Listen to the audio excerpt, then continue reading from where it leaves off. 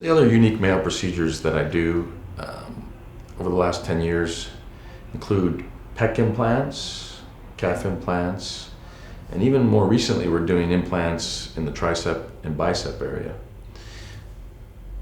The calf implants have been around for probably 12, 15 years, as have the Pec implants. The bicep implant thing is something more recent within probably the last 3, 4 years. All the implants are made of similar material. It's a very soft, pliable, semi-solid silicone rubber.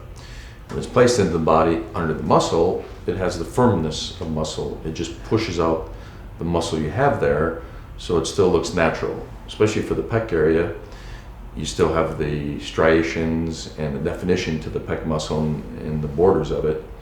I'm just placing something behind it to push it out further and give it more squareness and more mass.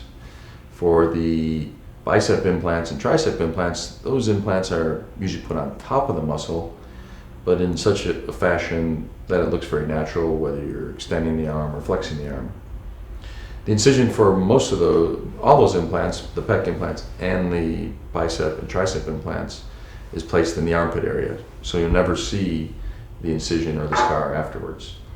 For the calf implants, we put the incision behind the back of the knee, and because the calf has two muscles, an inner and an outer muscle, otherwise known as the gastrocnemius muscles, you may require both a little incision about 1 inch long on the inner part of the back of the knee and the outer part of the back of the knee to place two separate implants to mimic two separate muscles. Again, this implant is placed on top of the muscle because there is no potential space that's safe to place the implant under the muscle. Nonetheless, the implants are usually positioned and sized to look very natural and tasteful. So why do men come to me for these things? Believe it or not, most of these men are lazy. They're in the gym every day, working out very hard for years even. It's just all of us have a body part or two that just doesn't respond well to exercise. We have large body parts on our body that usually end up being our favorite body parts, and smaller ones that are just genetically limited. The calf muscle is the most common one for that. That's a muscle that no matter how hard you work it and how hard you try, different exercises, different athletic sports, they're just not going to grow unless it's in your genes.